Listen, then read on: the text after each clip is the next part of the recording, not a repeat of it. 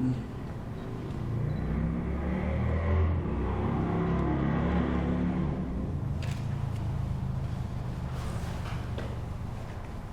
again. I'm Alka AIry from San Francisco, and I wanted to share a bit more about how the medical board's enforcement process failed me and my sister. I filed a complaint in 2019, and within 6 weeks, my complaint was dismissed without any action, without reviewing any of the records I had in my possession. The additional medical records that were held by the transplant organizations, none of it was reviewed. And I would have expected the medical board to do more because it involved a transplant program. And the patients that go through our transplant hospitals across the country, and especially in Northern California, are incredibly vulnerable.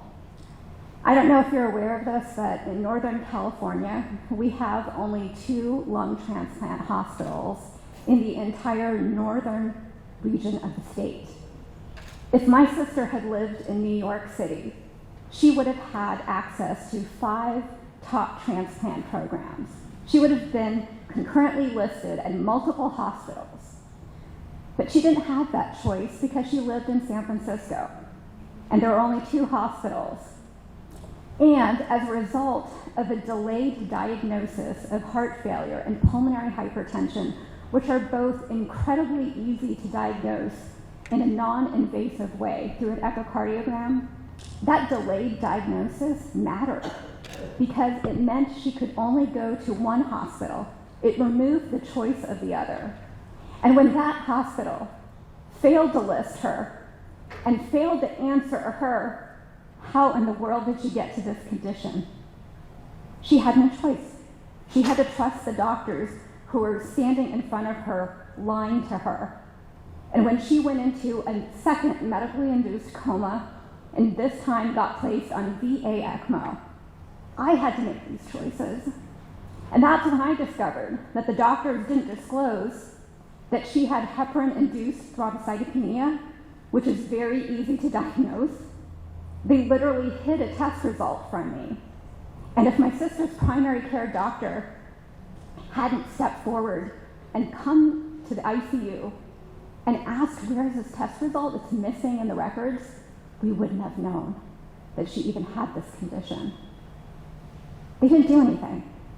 But I, after my sister's death, got all the records, I got all the transplant-related records.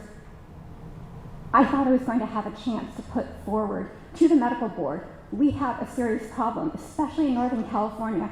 These transplant patients have no choice in care. And yet this medical board didn't do anything. And it breaks my heart. I am lucky that I'm healthy, but it breaks my heart when I meet other patients in Northern California who need a lung transplant, and they don't know the games that their only hope of a hospital plays in manipulating transplant scores, in delaying diagnoses, and if they are involved with any part of the care, if they make a mistake, they won't come forward. These are the types of problems that I would have hoped the medical board would have addressed, and I do think that a simple interview of either me or the physicians, I understand that never even occurred. That could have made a difference.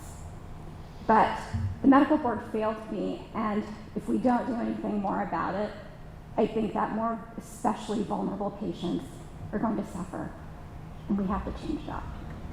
Thank you. Thank you. Additional commenters in the room? Okay, do we have any? We have 2 on the phone. All right, these are comments on external stakeholder reports. Item 7.